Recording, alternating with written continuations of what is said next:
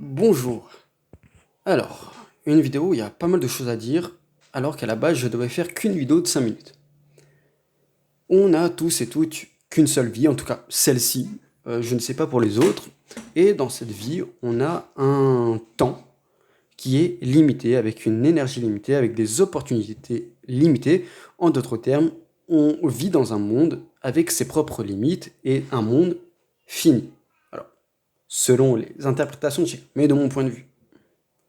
Et dans cette vie-là que l'on mène, eh ben, on ne peut pas tout tester par soi-même. On ne peut pas faire toutes les erreurs possibles et imaginables.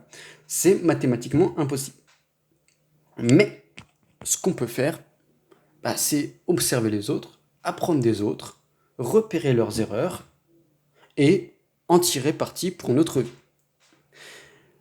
Alors, déjà, petit préambule sur pourquoi est-ce que je vous dis de faire des erreurs. Alors, dans mon mindset à moi, c'est devenu un acquis avec le temps, peut-être pas dans le vôtre, donc je ne présuppose rien. Mais l'erreur, l'échec parfois, ne serait-ce que temporaire, c'est le carburant de l'évolution.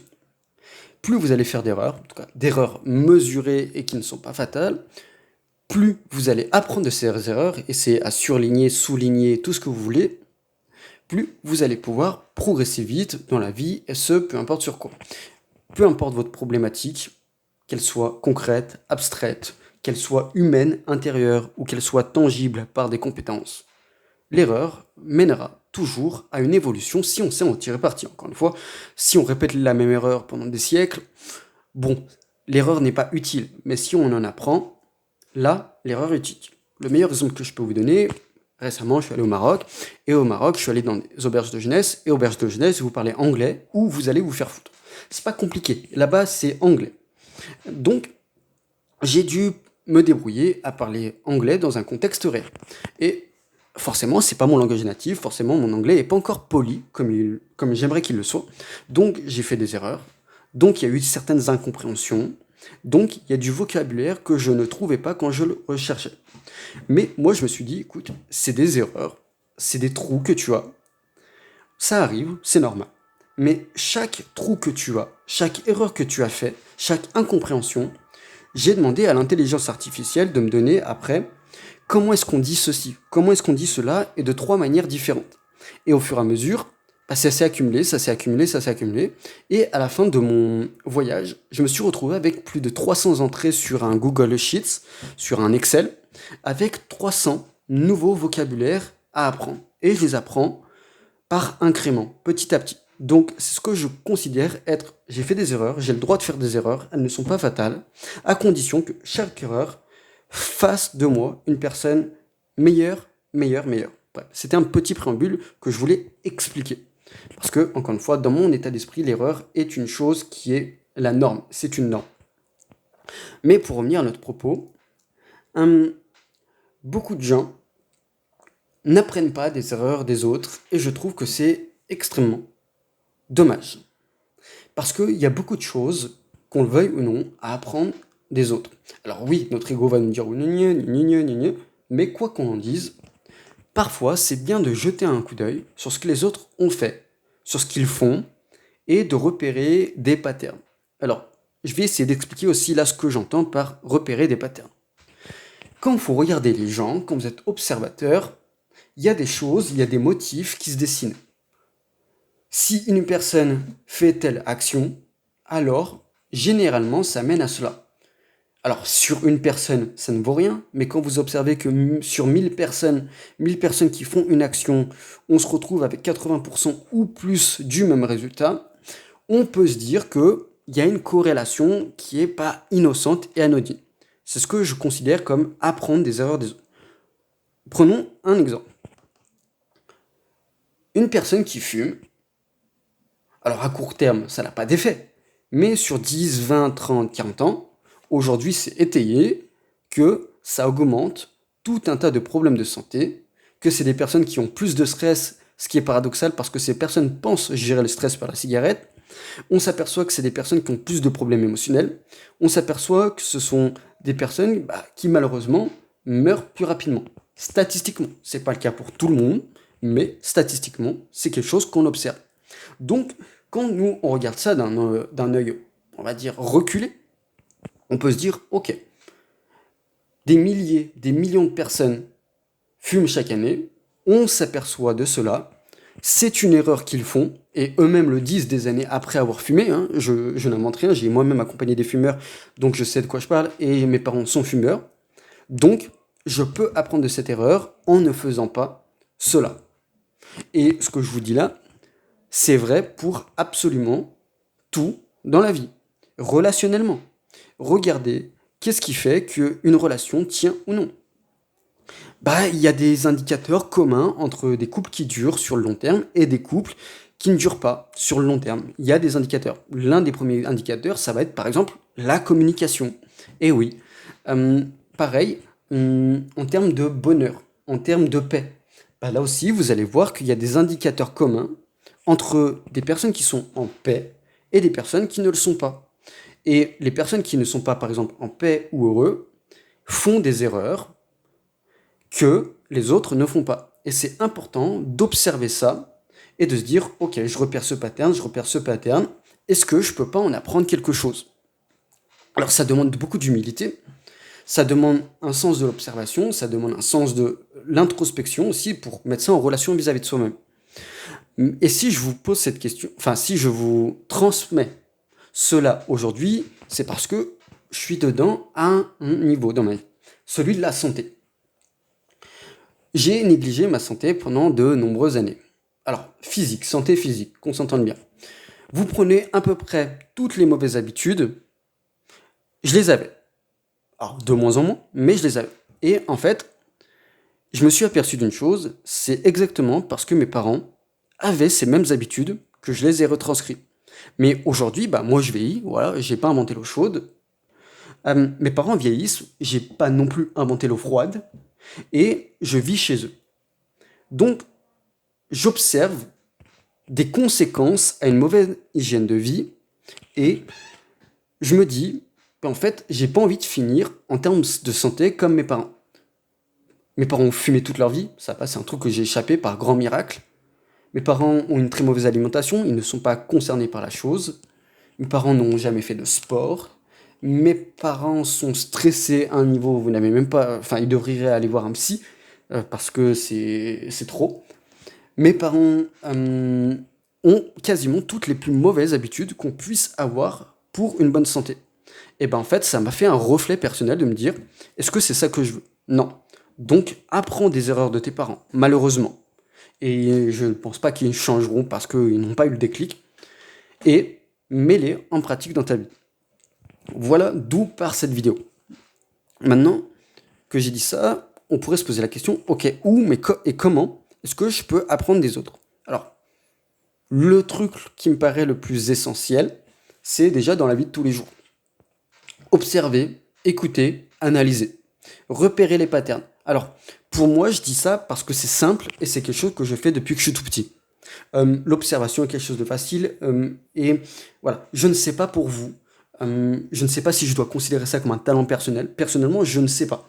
Mais pour moi, ça passe déjà par ça. Il y a beaucoup à apprendre de l'observation, de ce qui se passe autour de nous.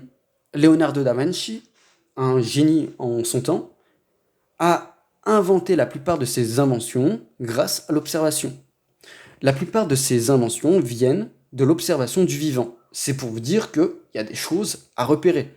Et la plupart des informations, ou une grande partie des évolutions, des nouvelles technologies, s'inspirent parfois de l'observation du vivant, de la compréhension de ça, de savoir ce qu'il y a à en apprendre. Mais je m'éloigne peut-être un petit peu du sujet initial qui est d'apprendre des autres. La deuxième chose, ça va être la lecture, notamment les biographies. Les biographies, c'est un excellent moyen d'apprendre et d'intégrer des états d'esprit. Parce que normalement, quand une biographie est bien foutue, vous avez le parcours de la personne, mais vous avez aussi et surtout ses erreurs. Et c'est là où on peut apprendre beaucoup de choses. Alors ok, c'est des erreurs dans un contexte précis, c'est vrai. Mais on peut toujours se dire, dans mon contexte, comment est-ce que ça colle? Est-ce que ça colle d'une manière générale avec d'autres choses que j'ai pu observer? Encore une fois, c'est un tout à mettre dans son ensemble. Parce que il n'y a pas que les gagnants qui sont étudiés, mais il y a aussi les personnes qui ont échoué. Parfois, souvent, ça peut être quelque chose de très instructif. Et les livres, d'une manière générale, sans parler de biographie aussi, c'est une façon d'apprendre. Alors ça va dépendre de la structure du livre, comment il est orienté, mais vous avez des livres qui vous parleront plus des erreurs à ne pas faire que des choses à faire. Moi, et c'est des livres que je préfère personnellement. Je préfère qu'on me parle des erreurs à ne pas faire plutôt que me dire ce que je dois faire et comment je devrais le faire. Mais ça, c'est plus un point de vue qui est très personnel. Et en faisant ça, c'est comme si on arrivait à intégrer des esprits ou des nouvelles vies. Vous avez des personnes qui ont mis des années à construire un livre, un savoir d'un livre, à analyser des erreurs dans un domaine précis. Et vous donnez le savoir. Vous imaginez que en un livre bien foutu, une bonne ressource, vous pouvez avoir le savoir peut-être d'une vie, avec des tas d'études vulgarisées. Incroyable. Incroyable en termes d'apprentissage et en termes de éviter de faire la plupart des erreurs qui pourraient vous coûter cher sans avoir à les faire directement par vous-même. Ensuite, il y a tout ce qui est mentor, les gens plus âgés, ceux qui ont déjà particulièrement affronté ce que vous affrontez ou ce que vous voulez affronter. Encore une fois, c'est pas à prendre comme une vérité générale parce que ces gens, généralement, s'ils sont plus vieux que vous, ils vont ou ils ont dû faire ces erreurs dans des contextes différents, avec des mœurs différents, avec des règles de vie, des paradigmes qui sont différents. Et c'est important aussi à prendre en compte. Mais il y a toujours des choses que l'on peut tirer, et surtout des gens qui ont fait le même parcours que vous. L'exemple que je peux donner pour garder toujours ce fil conducteur qu'est l'apprentissage de langue, exemple personnel. Quand j'ai commencé à vouloir apprendre les langues, je me suis posé une question. Qui sont les meilleurs en termes d'apprentissage de langue? Qui est-ce que je dois suivre? Il y avait deux réponses. Étrangement, les enfants. Les enfants apprennent des langues rapidement, pour plusieurs raisons, et ensuite les polyglottes. Donc moi, je me suis dit, ça va être un peu dur d'apprendre des enfants, pour diverses raisons. Puis je me suis dit, bah écoute, apprends des polyglottes. Et j'ai recherché toutes les vidéos où j'ai pris une dizaine, une quinzaine de polyglottes pour écouter leur discours, pour voir s'il y avait encore une fois des patterns, et notamment des choses, des erreurs à ne pas faire, selon eux. Et étrangement ou non, alors, ils pouvaient avoir des choses où ils n'étaient pas d'accord, mais à 80%, ils étaient d'accord, par exemple, pour dire que pour apprendre une langue, faut t'en battre les couilles de la grammaire en premier lieu. Le première chose que tu dois faire, c'est t'immerger dans la langue et la comprendre. Le vocabulaire est plus important que la grammaire en premier lieu. La grammaire, c'est le truc en dernier. Avant avoir essayé d'exprimer, après avoir compris une langue. Bref, donc moi, je n'ai pas reproduit cette erreur de me concentrer sur la grammaire comme l'école m'a dit de le faire toute ma vie. Et ça semble plutôt bien réussir avec l'anglais, l'italien et avec d'autres prochaines langues plus tard. On fera un point dans quelques années. Mais, vous voyez, c'est aussi une manière d'apprendre de mentors, notamment de polyglottes qui ont 20 langues à leur actif ou de polyglottes qui ont 80 ans et qui ont eu le temps de se faire leur propre avis sur le sujet. Je pense qu'on peut les écouter. Alors, encore une fois, je vous donne un exemple dans un contexte, c'est toujours à adapter dans différents contextes. Mais j'aimerais ajouter un paradoxe et une nuance, comme toujours, peut-être trop, mais comme toujours. On peut apprendre des erreurs des autres, et ok, mais il y a certaines erreurs où on ne les intégrera jamais tant qu'on les aura pas fait soi-même, et tant qu'on les aura pas expérimenté soi-même. Alors, c'est un truc que je remarque, c'est que parfois, j'écoute des gens, j'écoute les erreurs qu'ils ont fait, mais ça s'intègre pas, soit parce que c'est pas le bon moment, je ne sais pas pourquoi, l'appel de la vie, j'imagine, ou soit parce que je suis quelqu'un de trop têtu, ça aussi ça peut être un défaut, je suis trop têtu, je vais faire à ma manière, donc je vais pas écouter les conseils des autres, et puis tête brûlée. C'est un défaut qui est personnel, je l'avoue. Mais parfois, c'est pas mal de faire les erreurs par soi-même. Parce que, en voulant toujours éviter l'erreur, par soi-même, pour soi-même, ben, on évite aussi beaucoup d'apprentissage. Alors oui, on peut apprendre des autres. c'est une partie non négligeable de la chose, mais on n'apprendra aussi jamais mieux que parfois par soi-même. Je sais que ça démonte un peu ce que je vous ai dit avant, mais faut pas voir ça comme et, faut voir ça... Alors non, faut pas voir ça comme un ou, faut voir ça comme un et. Je peux apprendre des autres sur certains aspects, mais je peux, et surtout je dois, apprendre de moi-même, et je dois m'autoriser à faire certaines erreurs dans la vie, parce que c'est à partir du moment où je vais faire ces erreurs-là, que elles vont vraiment me marquer. Parfois, il faut faire des erreurs, il faut faire le con pour qu'elles nous marquent, et par conséquent, c'est à partir de ce moment-là que je vais pouvoir évoluer. Les gens pourront me dire pendant une dizaine d'années, fais pas ci, fais pas ça, c'est une erreur, etc., etc. Je peux savoir que c'est vrai, mais tant que je n'aurai pas eu le déclic, tant que je n'aurai pas fait l'erreur par moi-même, et que cette erreur aura eu un prix, un coût suffisamment impactant sur moi-même, ça ne rentrera pas dans ma tête. L'humain et ses contradictions fascinantes. Vraiment. C'est fascinant. Hum, ensuite, hum, l'autre aspect que je veux traiter, c'est... donc, cette vidéo touche à sa fin.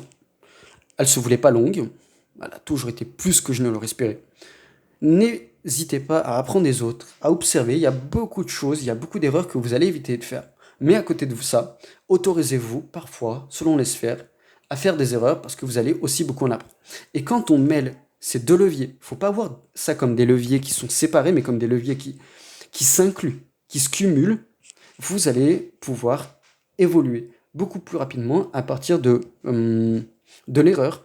Et vous allez pouvoir ce que moi je considère être la base de la résilience et de l'antifragilité. Une erreur, ok. À partir de celle-là, je rebondis, et même mieux, je m'en sers comme avantage et comme levier pour moi, plutôt que de m'abattre sur mon sort. Bref, je vous souhaite de prendre soin de vous, le like, l'abonnement, le commentaire. Si vous avez trouvé cette vidéo utile, si vous trouvez ma chaîne utile, sinon vous avez le droit de ne rien mettre ou de mettre un pouce rouge, ça m'enverra un signal pour m'améliorer. Prenez soin de vous, encore une fois, on ne dira jamais ça.